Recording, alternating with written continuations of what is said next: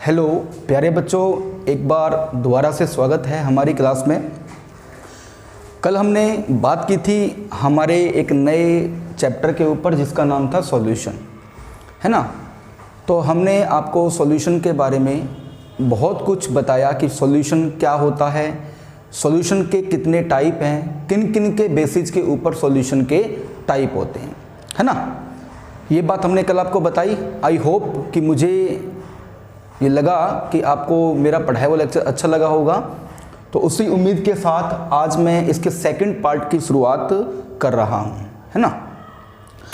तो कल जो हमारा टॉपिक था वो पेंडिंग, कल हमने पढ़ा था, थोड़ा सा एक बार इंट्रो लेते हैं। कल हमने क्या पढ़ा था? कल हमने पढ़ा था इंट्रोडक्शन ऑफ सॉल्यूशन, है ना, कि सॉल्यूशन क्या होता है इसके बारे में हमने पढ़ा। उसके बाद में हमने टाइप ऑफ सॉल्यूशन के बारे में हमने पढ़ा, टाइप ऑफ सॉल्यूशन, है ना। हमने टाइप ऑफ सॉल्यूशन के बारे में पढ़ा और हमने आपको एक टेबल बनवाई टाइप ऑफ सॉल्यूशन के अंदर जिसमें 9 टाइप के हमारे पास में सॉल्यूशन थे, है ना। 9 टाइप के हमारे पास में सॉल्यूशन थे। उस टेबल को आपने बहुत अच्छे से याद करना है क्योंकि वो टेबल जो है उसमें से 1 मार्क्स का काम आपके पेपर में आने वाला है। ओके, तो देखिए आज का जो हमारा टॉपिक रहेगा वो रहेगा कंसंट्रेशन ऑफ सॉल्यूशन, है ना। हम कह सकते हैं कि कंसंट्रेशन ऑफ सॉल्यूशन या unit of concentration of solution. जो आज का हमारा टॉपिक है वो रहेगा unit of concentration of A solution, है ना। कि हमारे पास में हमने यूनिट निकालनी है किसकी? सॉल्यूशन की, कंसंट्रेशन की। और उसको सिंपल लैंग्वेज में हम ये कह सकते हैं कि कंसंट्रेशन ऑफ सॉल्यूशन हमने निकालना है। हमारा मेन मकसद है कि कंसंट्रेशन ऑफ सॉल्यूशन निकालना है। बेटा ये टॉपिक जो है वो 11th में भी हमने पढ़ा है। First chapter some basic concept in chemistry के अंदर हमने ये चैप्टर पढ़ा था, ये टॉपिक हमने पढ़ा था। उसमें हमने बहुत सारे पार्ट इसके पढ़े थे। आज हम इसको थोड़ा डीप में स्टडी करने वाले हैं। ओके, तो सबसे पहले हम बात करते हैं कि कंसंट्रेशन का मतलब क्या होता है ना। देखिए कल हमने 2 प्रकार के सॉल्यूशन की बात की थी। एक हमने कहा था कि एक होता है डाइल्यूट सॉल्यूशन और एक होता है हमारे पास में कंसंट्रेटेड सॉल्यूशन। तो हमने आपको यहाँ पर ये बताया था कि डाइल्यूट सॉल्यूशन का मतलब क्या है कि जो सॉल्यूट है वो लेस अमाउंट में है, जो सॉल्यूट है वो लेस अमाउंट में है और सॉल्वेंट जो है वो लार्ज अमाउंट में है ना। उसी को हम क्या बोलते हैं? डाइल्यूट सॉल्यूशन बोलते हैं। एक्चुअली डाइल्यूट का मतलब होता है कि सॉल्वेंट ज़्यादा है। कई बच्चे बोलते हैं कि सर पानी ज़्यादा है। नहीं, पानी का मतलब पानी वाला सॉल्यूशन तो एक्वा सॉल्यूशन कहलाएगा। डाइल्यूट सॉल्यूशन का मतलब होता है कि सॉल्वेंट की अमाउंट ज़्यादा है, चाहे वो ऑर्गेनिक सॉल्वेंट है, चाहे वो इनऑर्गेनिक सॉल्वेंट है, चाहे वो वाटर है, कुछ भी हो सकता है। कंसंट्रेटेड सॉल्यूशन में हमने आपको पढ़ाया था कि जो सॉल्यूट होता है वो लार्ज अमाउंट में प्रेजेंट होता है और जो सॉल्वेंट होता है वो लेस अमाउंट में प्रेजेंट होता है ना। तभी क्या बनेगा? ये कंसंट्रेट सॉल्यूशन बनेगा। अब उसी चीज को हमने चेक करना है कि कितना अमाउंट सॉल्यूट का प्रेजेंट है। हमने एक छोटा सा वर्ड लिख के छोड़ दिया लार्ज अमाउंट, है ना। लार्ज का मतलब कितना? अरे इतना इतना इतना इतना, कितना बड़ा, है ना। हमने उसी को ही चेक करना है कि एक सॉल्यूशन के अंदर कितना अमाउंट जो है वो सॉल्यूट का प्रेजेंट है ना। उसी चीज को हमने चेक करना है। तो उसी चीज को हम चेक करने के लिए इस टॉपिक को पढ़ते हैं। देखिए सबसे पहले हम बात करते हैं कि कंसंट्रेशन ऑफ सॉल्यूशन का मतलब क्या होता है। कंसंट्रेशन ऑफ सॉल्यूशन का मतलब होता है कि the amount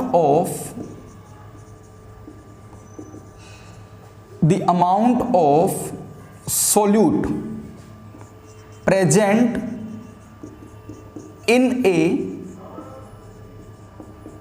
quantity of solution, है ना।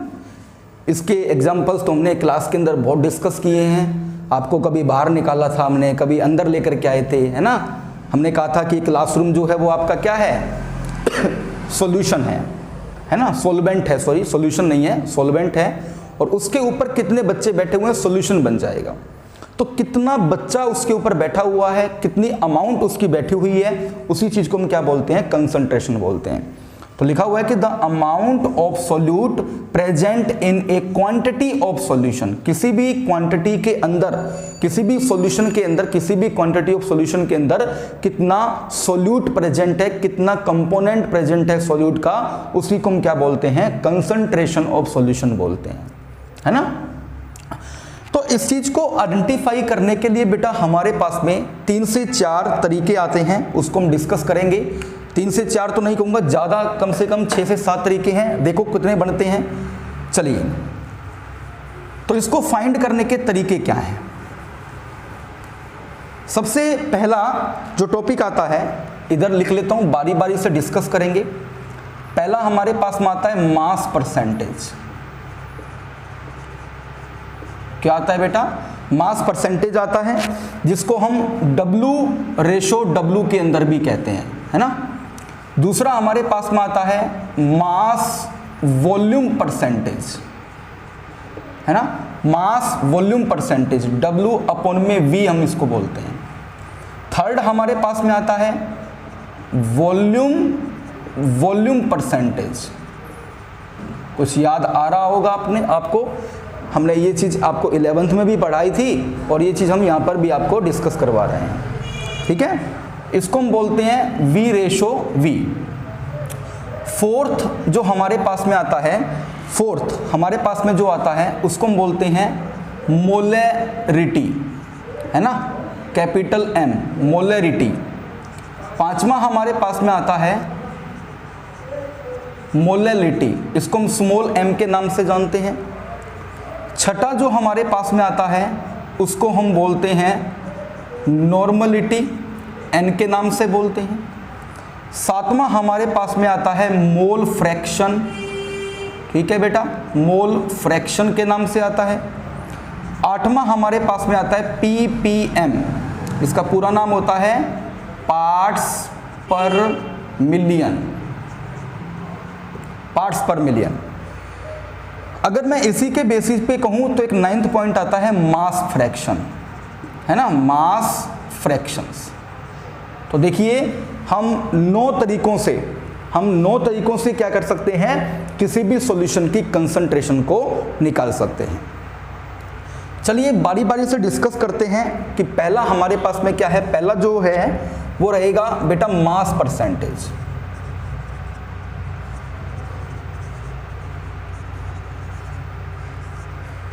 एक छोटा सा एग्जांपल से आपको बताता हूं। सपोज करिएगा ये हमारे पास में कोई भी एक बीकर है, इसके अंदर कोई भी एक पर्टिकुलर सॉल्वेंट भरा हुआ है, ठीक है।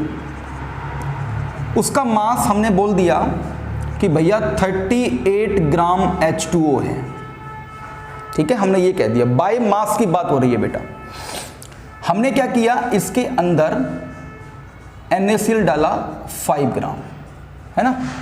तो अब आपको सभी को पता है कि जो NaCl है वो हमारे पास में 5 ग्राम है, और ये मेरे पास में सॉल्यूट है। उसके बाद में जो H2O है वो आपको पता है 38 ग्राम है, और इसका मतलब ये मेरे पास में सॉल्वेंट है। अब आप एक चीज चेक करिएगा कि हम क्या कर रहे हैं, हम 5 ग्राम NaCl को 38 ग्राम वाटर के अंदर डिजोल्व कर रहे हैं, है ना। तो आप सभी को पता है कि अगर हम वाटर के अंदर नमक को मिलाएंगे तो एक होमोजीनियस सॉल्यूशन तैयार होता है ना। होमोजीनियस सॉल्यूशन बोल दो या फिर होमोजीनियस मिक्सचर बोल दो, एक ही बात है, क्योंकि होमोजीनियस मिक्सचर को अब क्या बोलते हैं, सॉल्यूशन के नाम से जानते हैं। यही बात मैंने कल आपको पढ़ाई है ना। तो आप सभी को पता है कि जब हम नमक को पानी में मिलाएंगे तो इसकी जो कंपोजिशन होगी, वो क्या हो जाएगी, यूनिफॉर्म थ्रो आउट हो जाएगी, है ना। यूनिफॉर्म थ्रो आउट का मतलब होता है एक जैसी हो जाएगी। क्या तुम जब नमक को पानी में घोल दोगे तो क्या तुम नमक के कंपोनेंट अलग और पानी के कंपोनेंट अलग देख पाओगे? नहीं, ऐसा नहीं होता है, दोनों एक जैसे हो जाएंगे, समान हो जाएंगे, है ना। इसीलिए हम इसको होमोजीनियस बोलते हैं। अब आपने देखा होगा कि यहां पर जो सॉल्यूट है वो ग्राम के अंदर प्रेजेंट है, मतलब मास की बात हो रही है। जो सॉल्वेंट है वो भी हमारे पास में ग्राम है, इसका मतलब मास की बात हो रही है। और हमें परसेंटेज निकालनी है, हमें ये पता करना है कि भैया कितना परसेंट नमक इस पानी के अंदर पड़ा हुआ है।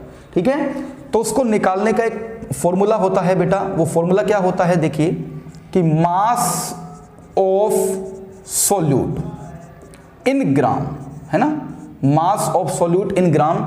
आपकी बुक में ये भी लिखा मिल सकता है आपको कि mass of A component in A solution. ठीक है, कि एक सॉल्यूशन है उसके अंदर जो कंपोनेंट प्रेजेंट है उसका कितना मास है। तो mass of solute in gram upon में total mass of the solution, है ना, इन ग्राम और इनटू में 100। ये इसको निकालने का फॉर्मूला है कि मास परसेंटेज निकालने का फॉर्मूला क्या होता है कि mass of solute in gram upon में total mass of the solution in gram into में 100, क्योंकि परसेंट निकालना है तो आपको 100 से मल्टीप्लाई जरूर करना पड़ेगा। चलिए अब देखिए इसी के ऊपर बात कर लेते हैं कि मास ऑफ सॉल्यूट कितना है। तो हमें पता है कि 5 जो है ग्राम इसका मास है सॉल्यूट का। टोटल मास ऑफ सॉल्यूशन, तो हमें पता है कि 5 ग्राम तो सॉल्यूट का मास है और 38 ग्राम किसका मास है, सॉल्वेंट का मास है। तो क्या हो जाएगा 5 अपॉन में 38 और 5 ये हो जाएगा 43 और इनटू में 100, है ना।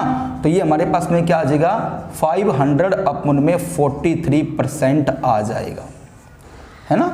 तो आपने यही ध्यान रखना है कि जब आपको मास परसेंट निकालना है, हो सकता है कि बेटा एग्जाम के अंदर ये चीज बिल्कुल सिंपल ना पूछे आपसे, बट जब आप मोलरिटी और मोल फ्रैक्शन के ऊपर क्वेश्चन करोगे ना तो वहां पर ये चीज बहुत जरूरी आती है कि 38% बाय मास, 38% बाय वॉल्यूम, ये चीज आपको समझना पड़ेगा, है ना। तो हमारे पास में पहला पार्ट हुआ कि मास परसेंट निकालने का तरीका क्या होता है कि mass of solute in gram upon में total mass of solution in gram. इसको निकालने का एक छोटा सा फॉर्मूला भी अगर मैं आपको बताना चाहूं तो बता सकता हूं। देखिए वो क्या बन जाएगा, अगर सपोज करिए कि अगर हम ये कह दें कि हमारे पास में 2 कंपोनेंट हैं, एक हमारे पास में कंपोनेंट ए है और एक मेरे पास में कंपोनेंट बी है। इसको हमने बोल दिया कि भैया जो कंपोनेंट ए है वो सॉल्यूट है और जो कंपोनेंट बी है वो क्या है मेरे पास में सॉल्वेंट है ना। तो इसका जो मास होगा, इसका जो वेट होगा उसको WA बोल दो और इसका जो वेट होगा उसको तुम क्या बोल दो, WB बोल दो, है ना। तो हमारे पास में मास परसेंट निकालने का जो फॉर्मूला बनेगा वो क्या बन जाएगा बेटा जी, WA अपॉन में WA प्लस WB इनटू में 100। ये आपको मास परसेंट निकालने का फॉर्मूला बन जाएगा। इंटेक्स के कुछ क्वेश्चंस हैं वो करेंगे हम, एक बार ये सारे टॉपिक्स कर लें, फिर उसके बाद में हम लगातार क्वेश्चंस भी करेंगे इसी के ऊपर, क्योंकि इस चैप्टर में न्यूमेरिकल पोर्शन काफ़ी है। ओके, तो ये फॉर्मूला आपको याद रखना है। ओके बेटा, हो जाएगा। चलिएगा सेकंड हम डिस्कस करते हैं। सेकंड जो आता है वो आता है mass volume percentage. Mass volume percentage second part जो आता है वो आता है मास वॉल्यूम परसेंटेज। अब आपको पता लग रहा होगा कि मास वॉल्यूम परसेंटेज का मतलब क्या है। इसको याद करने का तरीका क्या होता है, हमें पता है कि सॉल्यूशन जो है ना, जैसे आपने थर्मोडायनेमिक्स में पढ़ा था ना कि यूनिवर्स क्या होता है, सिस्टम प्लस सराउंडिंग से बनता है ना। आप सभी ने ये पढ़ा था ना कि सिस्टम प्लस सराउंडिंग को जोड़ दीजिए, हमारे पास में यूनिवर्स बन जाएगा। यही बात यहां पर भी आती है कि अगर आप क्या करोगे, सॉल्यूट, है ना, सॉल्यूट प्लस में सॉल्वेंट करोगे तो हमारे पास में क्या बन जाएगा, सॉल्यूशन बन जाएगा। अल्टीमेटली बात है कि सॉल्यूट का नंबर पहले नंबर पे आता है। तो कहीं ना कहीं आपको यहाँ पे पता चल रहा होगा कि भैया जो सॉल्यूट है ना वो तो हमारे पास में ग्राम में दिया हुआ है और जो सॉल्वेंट है वो हमारे पास में मिलीलीटर में दिया गया है, वॉल्यूम में दिया गया है ना। आई बात सुन में, ठीक है। तो क्या रहेगा यहाँ पर हमारे पास में क्या रहेगा, जो टॉपिक रहता है वो क्या रहेगा, देखिए इसका जो फॉर्मूला बनेगा वो क्या रह जाएगा कि mass of solute in gram, है ना, mass of solute in gram, upon में total volume of solution in millilitre, है ना, कि वॉल्यूम की बात करनी है, सॉल्यूशन के वॉल्यूम की बात करनी है, और इनटू में हमारे पास में क्या हो जाएगा, ये 100 हो जाएगा, है ना। कुछ न्यूमेरिकल्स हैं, उसके ऊपर मैं आपको देख के बताऊंगा न्यूमेरिकल्स के बारे में, तो न्यूमेरिकल्स भी हम करेंगे इसके ऊपर, ठीक है। मेरे सामने बहुत सारे न्यूमेरिकल्स पड़े हुए हैं, आज मैं आपकी बुक भी लेके आया हूँ इंटेक्स के क्वेश्चन करवाने के लिए, अगर समय बचेगा तो इंटेक्स के क्वेश्चन भी हम करवाएंगे आज। तो mass of solute in gram upon में total volume of solution in millilitre, ये ध्यान रहे आपको कि आपका जो यहाँ पर सॉल्यूशन का वॉल्यूम रहेगा वो क्या रहेगा, मिलीलीटर में रहेगा, है ना।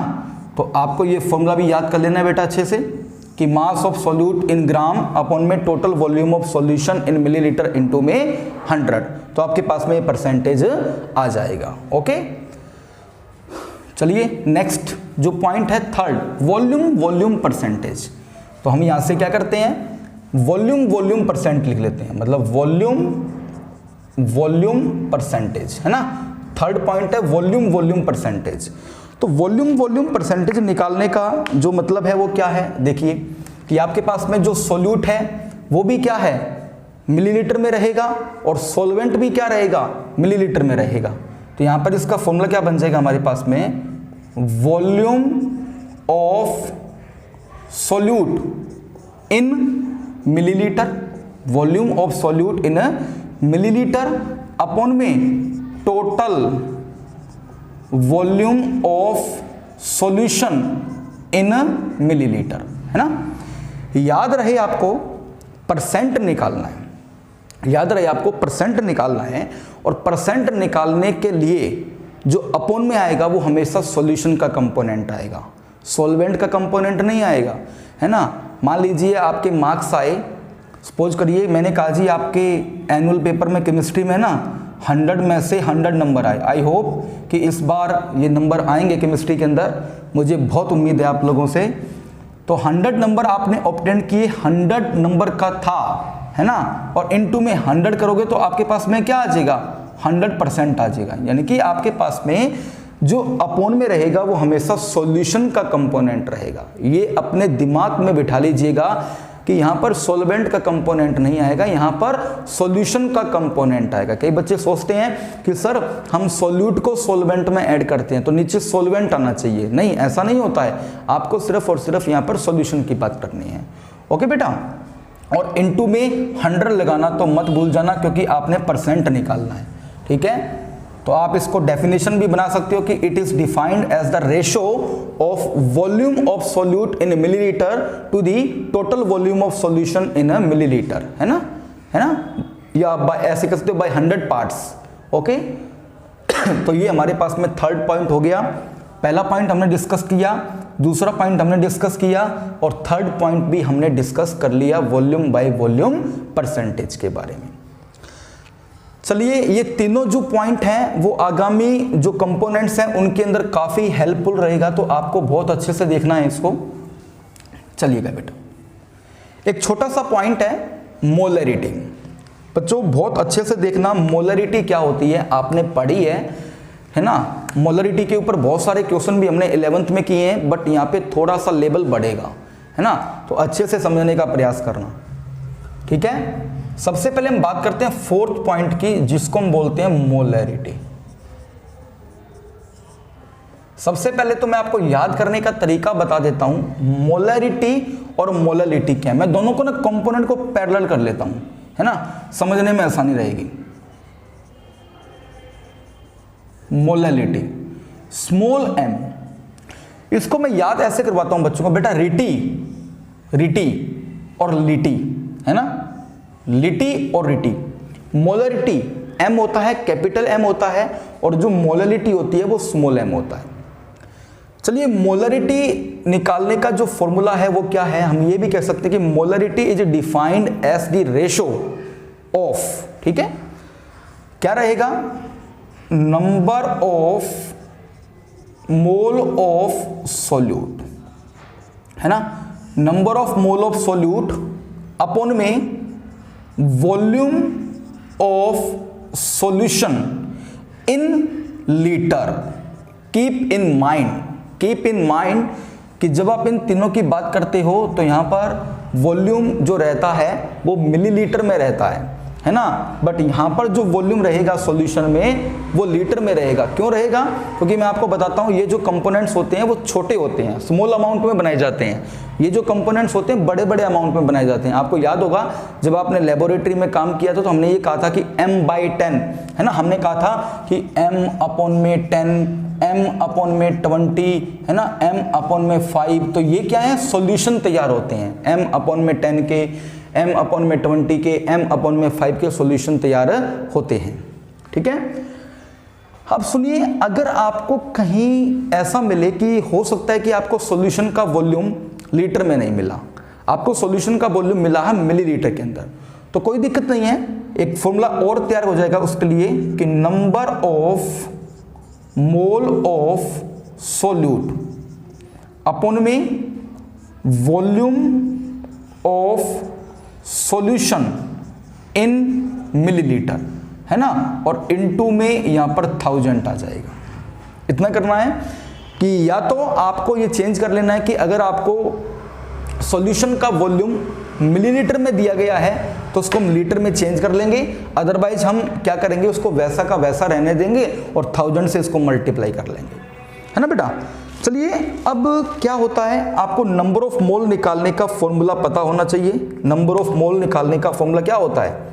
अगर मैं कहूं कि नंबर ऑफ मोल निकालने का फॉर्मूला क्या होता है, तो आपको पता है कि नंबर ऑफ मोल निकालने का फॉर्मूला होता है गिवन मास, है ना, given mass of solute upon में मोलर मास ऑफ सोल्यूट, है ना, मोलर मास ऑफ सोल्यूट।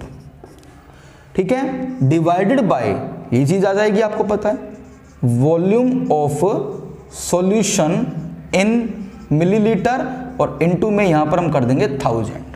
ठीक है, ठीक है।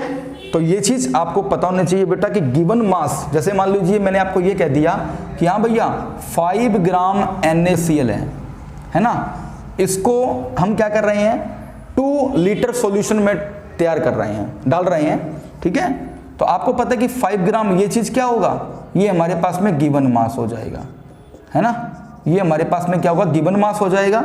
और हमें पता है कि जो नमक होता है NaCl जो होता है उसका मोलर मास निकालने का तरीका आपको पता ही है, कितना, 23 प्लस में 35.5, इसको बोलेंगे 58.5 ग्राम हो जाएगा।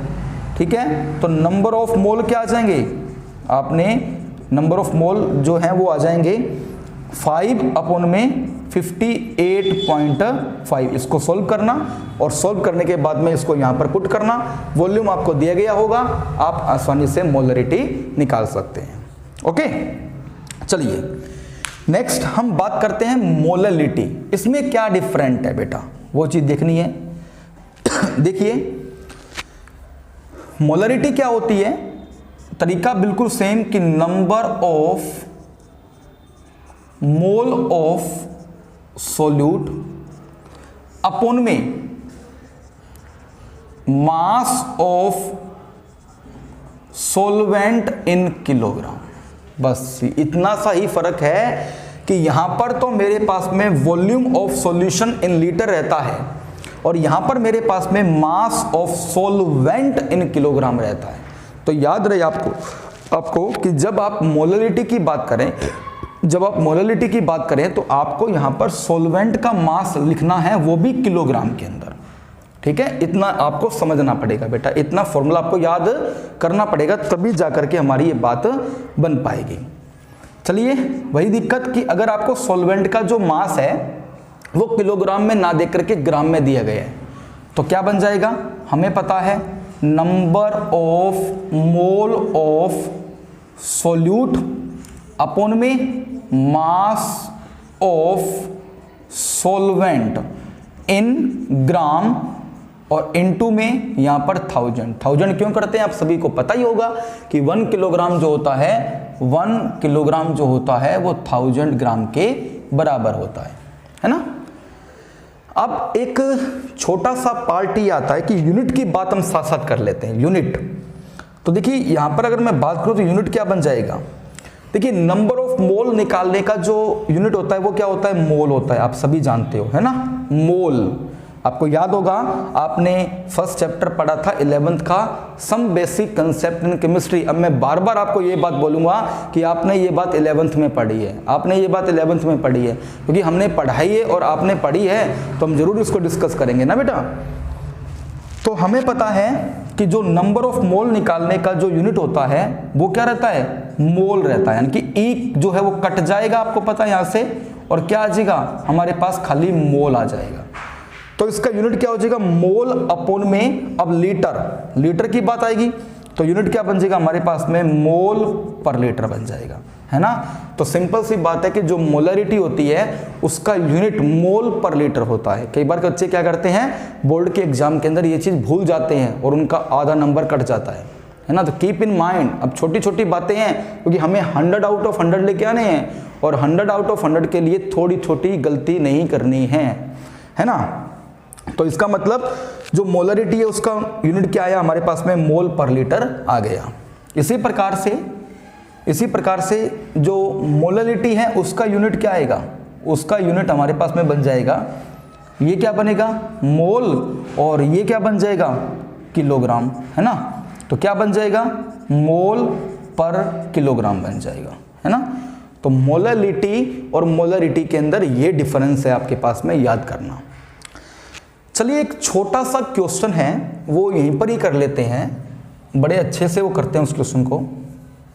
इसको रफ कर दिया मैंने, रफ नहीं करना चाहिए था, चलो कोई बात नहीं है, इतना पढ़ रहने दो, है ना। एक क्वेश्चन आएगा आपके इंटेक्स क्वेश्चन में आएगा, हम इफेक्ट ऑफ टेम्परेचर पढ़ेंगे। तो क्वेश्चन आएगा आपके पास में कि व्हाट इज द